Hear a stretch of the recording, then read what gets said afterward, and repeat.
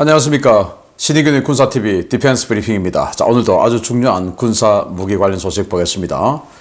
B-52H 포격기 지금 업그레이드해서 B-52J 사용으로 업그레이드 되는데 1960년, 61년, 59년 이럴 때 만들었어요. 지금 미국이 운영하는 B-52가. 그런데 그게 완전히 엄청난 능력을 부여받게 되었습니다.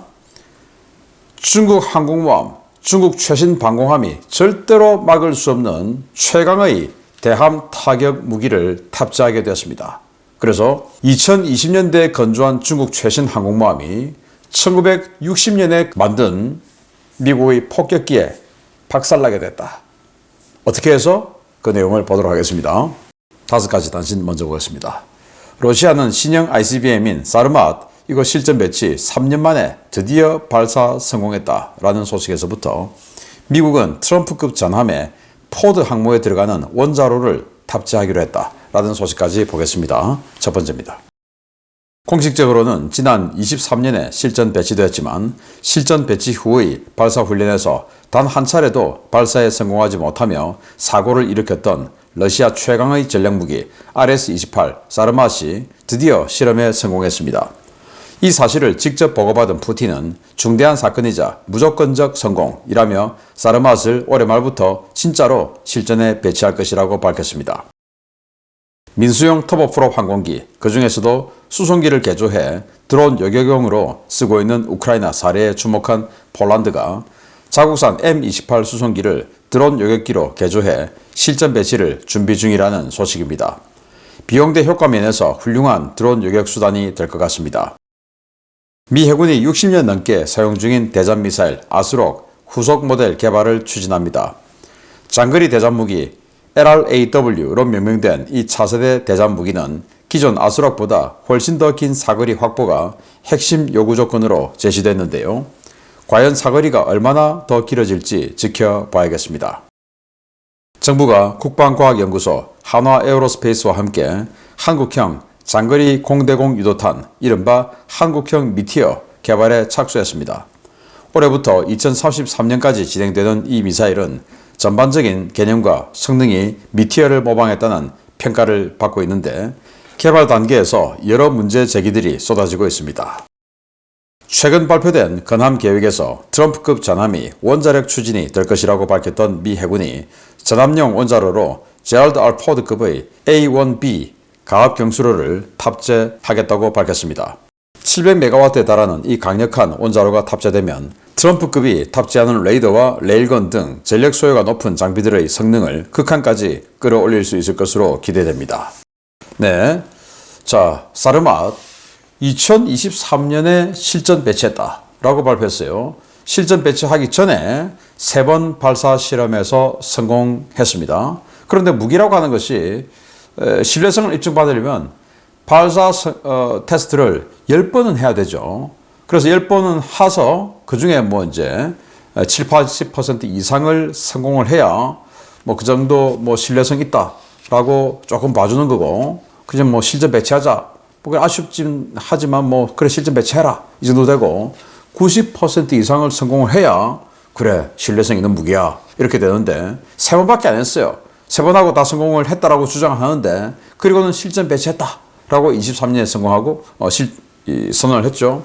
그리고는 실전 배치 후에 또 발사 훈련을 했습니다. 이건 테스트가 아니라 실전 배치한 후에 하는 거니까 훈련이죠. 23년에 첫 발사 훈련 실패했어요. 24년에 또 발사 훈련 또 실패했어요. 25년에 발사 훈련 또 했어요. 또 실패했어요. 이번에는 올라가다가 툭 떨어져가지고 자기네들 발사 기지를 박살을 내버렸습니다. 그래서 이제 다시 올해 발사를 했는데 성공을 했다. 그래서 푸틴이 너무 기분이 좋아서 중대한 사건이자 무조건적인 성공이다 라고 했는데, 그러면서 이제 올해 말부터 그동안은 그거는 좀 봐주고 올해 말부터 진짜로 실전에 배치한다 라고 이야기하는데 그동안은 그럼 가짜 배치였냐? 라는 거죠. 폴란드가 이 비행기입니다. M28. 이게 우크라이나가 만든 AN28인데 요걸 이제 폴란드가 또 기술 도입 생산했어요. 요걸 조금 더 폴란드는 잘 가다듬었어요. 그래서 민수용으로 많은 국가들이 쓰고 있답니다. 그리고 미 특수전사령부에서도 이걸 쓰고 있다고 해요. 왜냐? 이륙 거리가 불과 494m에 불과해요. 그리고 착륙 거리는 250m밖에 안 됩니다. 그런데 여기 탑승 인원을 최대 19명까지 태울 수 있어요. 그러니까 굉장히 좋죠. 특수전으로 쓰기에. 그런데 이걸 우크라이나가 지금 동영상 보시면 야간 모습인데요. 사이드 문을 열고 거기다 기관총, 도어건 설치해서 그걸 가지고 이제 사격을 해서 드론을 잡는다라는 건데, 왜냐? 이 비행기 속도가 최대 시속 355km. 그런데 자폭들은 주로 한 150km 속도로 날아오죠. 그러니까 딱 탐지만 되면 빨리 날아가서 옆에서 같이 비행을 하면서 쏴버리는 거죠. 그렇게 해서 이 효과가 좋다. 하니까 폴란드도 자 그러면 우리가 이거 만드니까 우리가 이것도 도어건 뭐 이런 식으로 해서 쓰겠다라고 하는데, 네, 대단합니다. 이 비행기. 네. 미국이 아스록 만든 지 한 60년 됐는데 그거 드디어 이제 신형으로 쓰겠다라는 거예요. 아스록이 수직 발사기 또는 이런 그 경사형 발사기 이런 데서 쏘죠. 쏴서 한 9.7km 날아갑니다. 로켓 추진으로 날아가서 그리고는 물에 탁 입수를 하죠. 그리고 이제 어뢰니까 또 한 10km 어뢰 사거리 수중에서 가져가는데, 그러면 최대 사거리 어뢰 비행 수중에서의 어뢰 주행 다 합하면 한 20km 됩니다. 그런데 과거에는 군함 혼자서 자기 소나가 탐지할 수 있는 최대 거리에서 적을 탐지하고, 그러니까 로켓 쏴서 이제 날려보내서 공격하고 이랬는데, 이제는 멀티스태틱 해서 군함은 여기 있는데 다른 곳에서 대잠 초계기가 뭐 또는 다른 자산이 다 탐지해서 알려주죠. 실시간 데이터 링크가 되죠. 그러면 대잠 초계기가 발견한 곳이 저기 100km 밖인데 군함이 그 100km까지 가려면 또 얼마나 또 많이 가야 됩니까? 오랫동안 가야 되죠. 그 사이에 잠수함 사라질 수 있죠. 그러니까 이제 이게 안 되겠다. 이제는 멀티 스태틱 시대니까 이 아스록 이거 가지고는 안 되겠다. 사거리를 더 늘리자. 어쩌면 수십 킬로미터가 아니라 수백 킬로미터가 될 수도 있죠. 그렇게 해서 사거리를 대폭 늘리는 그런 차세대 대잠 미사일을 만든다라고 하는데, 네, 지금 현재의 전장 상황에 맞는 결정인 것 같습니다. 한국형 미티어 KF-21. 정말 이 KF-21 개발 단계에서 제가 걱정 많이 했었죠. 그리고 반대도 많이 했었어요. 그 반대를 가지고 지금도 제가 비난을 많이 받고 있는데, 그런데 그 반대했던 이유가 뭐냐? 이 카이다가 주장하는 이 개발비 한 대당 가격, 이거 턱도 없는 가격이다. 솔직히 이야기해라, 솔직히. 라고 했는데 그때 대당 700억 원에 만든다고 했어요. 지금 대당 1,300억 원 넘어가고 있죠. 2배 가까이 가고 있는데 좀 있으면 더 넘어갈 겁니다. 그걸 제가 우려했던 거예요. 그게 현실화되고 있는데, 뭐 그러다 보니까 지금 이재명 정부가 좀 더 뒤로 딜레이 하겠다. 아니, 국방비를 늘리겠다고 해놓고 왜 그걸 딜레이 시킵니까? 딜레이 한다는 것은 예산을 제대로 주지 못한다는 말이 되는 겁니다. 아니, 퍼주기 예산은 그렇게 많이 주고는 정작 중요한 이 국방 예산, 그러면서 전작권은 전환하려고 준비하고 미군이 가든지 말든지 우리 손으로 방해 못하나? 라고 하면서 이런 예산을 빼버리면 안 되죠. 그건 완전히 이율 배반적인 겁니다. 왜냐? 좌파는 거짓말을 밥 먹듯이 하니까 그런 것 같은데 그러지 말기를 바랍니다. 자, 말이 샜는데요. 여기 이제 미티어 미사일 사죠. 그런데 미티어 미사일을 원래는 우리가 600발을 목표로 했어요. 그런데 갑자기 소요를 바꿨어요. 100발로. 500발. 이게 사라져 버린 겁니다. 아마 우리 한국의 방산업체가 우리가 만들어줄게 라고 했겠죠. 그러나 저는 여기에 반대는 하지 않습니다. 우리가 만들면 좋죠. 단 정해진 스케줄 내에 또 미티어에 못지않은, 어쩌면 더 능가하는, 왜? 미티어보다 훨씬 뒤에 나오는 미사일이니까 더 좋아야 되죠. 그걸 예산 확보를 위해서 미티어 비슷한 시기에 나올 수 있어. 그럼 괜찮아요. 물론 비슷한 시기에는 절대로 안 되겠지만, 그런데 문제는 무게가 더 무거워졌다. 무게가 미티어보다 10% 이상 더 무겁다. 205kg. 미티어가 185kg인데 이건 205kg. 그래서 아니 이렇게 무거워서 되냐? 그러면 다른 무장을 더 못 달지 않느냐? 라고 하니까, 그러면 ADD가 하는 말이 연료를 줄일 수밖에 없다. 연료를 줄이려면 어떻게 됩니까? 안 그래도 미티어만큼 사거리가 나오는지 안 나오는지 불안한 마당에 연료를 20kg 이상 줄여버리면 사거리가 훨씬 짧아지죠. 미티어보다 훨씬 뒤에 나올 수밖에 없는 이 미사일을 그런 식으로 만들면 됩니까? 그래서 일본은 그럼 어떡하냐? 일본은 미티어를 만드는 MBDA와 공동 개발하는 차세대 미사일 만들죠. 그래서 일본은 시커 부분을 담당하고 이 MBDA는 추진체 부분을 담당하고 뭐 이런 식으로 해서 협업을 하는데 공동 개발하죠. 그런데 우리 한국은 공동 개발할 수 있는 법적 근거가 없어요. 근거가 없으면 법을 만들어야 되죠. 그 법이 이 법적 근거가 없어서 F-35, JF 사업할 때 JSF 사업할 때 F-35 공동 개발 그게 우리는 들어가지도 못했어요. 왜? 공동 개발 비용을 낼 수 있는 법적 근거가 없으니까. 그게 노무현 때 아닙니까? 그러면 그때 만들었어야 되죠. 그리고 그 이후에도 만들었어야 되죠. 20년 이전의 일인데 국회의원들 뭐 하는 건지 모르겠어요. 기가 찹니다. 그래서 지금 독자 개발하려고 하다 보니까 사거리는 짧고 무게는 더 무겁고 이런 바보 같은 무기를 만들어야 된다. 이러면 경쟁력이 생기겠습니까? 미티어보다 십수년 뒤에 나오는 미사일인데 걱정됩니다. 트럼프급 전함 정말 대단한 전함이 나올까 싶은데요. 여기에 포드 항모에 들어가는 원자로를 탑재한다. 이게 700메가와트예요. 이 700메가와트가 얼마나 대단하냐? 지금 현재 알레이버크급 이지스-3, 플라이트 2 이 정도 되는 거 이게 들어가는 전력이 한 2메가와트. 가스터빈 엔진하고 있지 않습니까? 그걸로 생산되는 전력이 2메가와트. 근데 이제 플라이트 3에서는 더 많은 전력이 들어가니까 여기는 4메가와트. 그리고 주말트급 이게 80메가와트. 그런데 트럼프는 700메가와트. 와, 그래서 이 전력을 도대체 어디다 쓰냐? 그래서 여기 레일건 들어가죠. 레일건. 그리고 레이저 무기 들어가죠. 이런 데 쓰기에도 그래도 너무 많은 것 같은데. 아무튼 이렇게 해서 만든다고 하니까 전기는 빵빵하게 쓸 것 같습니다. 중요한 소식 보겠습니다. 3대가 모는 폭격기 B-52가 올해부터 최신 사양인 B-52J로의 개량 작업을 시작하는 가운데 미 공군이 이 폭격기를 중국 항모 킬러로 만들기 위한 준비 작업을 서두르고 있습니다. 2020년대에 나온 중국 최신 항모가 1950년대에 만들어진 미국 폭격기에 박살나는 장면을 보게 될지도 모르겠습니다.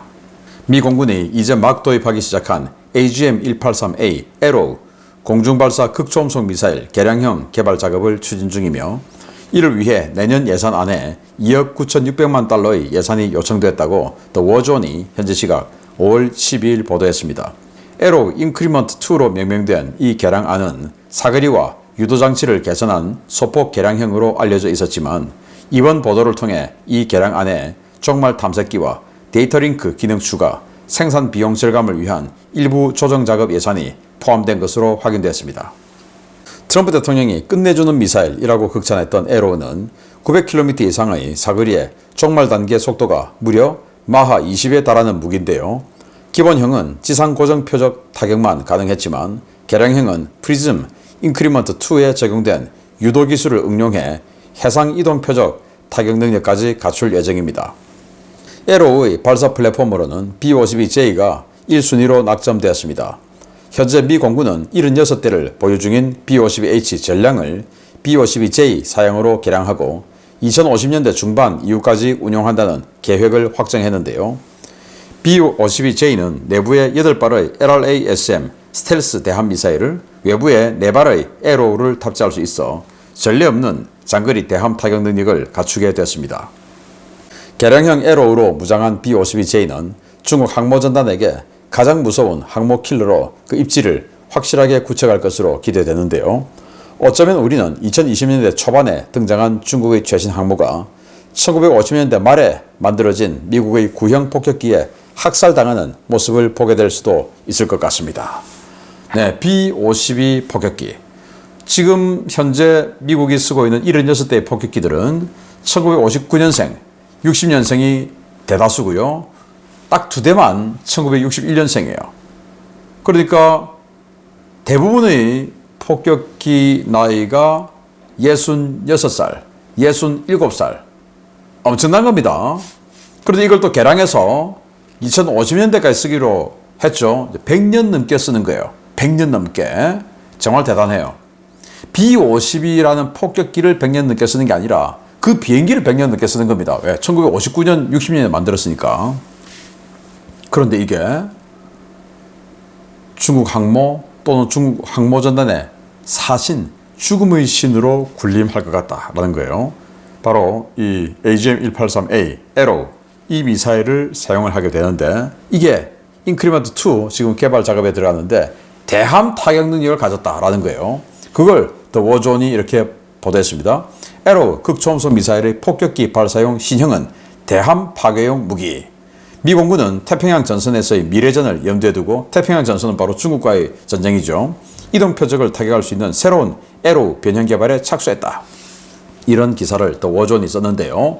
자, 그러면 이 에로를 탑재한 B-51을 중국 막을 수 있을까? 못 막죠. 마하 20으로 날아오는 짝대기를 어떻게 막겠습니까? 못 막죠. 그래서 이거는 뭐 그냥 끝장이다.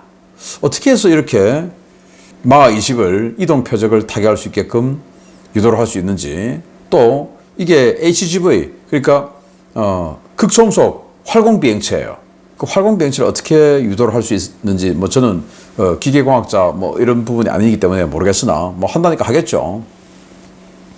그래서 외부에 이렇게 4발, 내부에 LRASM, 스텔스 AI, 대한미사일 8발 이렇게 달 수 있는 그런 능력을 가지게 돼요. 그러면 이제 상상을 딱 해보면, 자, 중국 항공모함 전단, 푸젠 항모전단이 나타났어요. 그러면 자, 저거 때려. 그러면 B-52 한 대가 떴어요. 그러면 푸젠 항모에 2발 딱 날려보냅니다. 그리고 한 발 한 발 해서 이제 그 방공함들 있죠. 방공함 중에 제일 센 거 055급 여기다 한 발씩 날려보냅니다. 그럼 뭐 못 막죠. 마 20을 무슨 수로 막겠습니까? 그러면 푸젠 항모가 빠방 맞겠죠. 그런데 이건 폭약이 있는 게 아니에요. 오직 운동 에너지로만 때리는 겁니다. 마하 20으로 그냥 때리는 운동 에너지로 빠방 맞아서 이 뭔가 항모가 무력화되는 거죠. 완전히 그냥 무력화되는 거죠. 그 사이에 LRASM, 스텔스, 공대 함 미사일, 그걸 쫙 날려보내죠. 그래서 피니시 블로우, 그냥 뭐 바로 이제 바닷속으로 들어가게 만드는 이런 전술이 딱 생각이 나네요.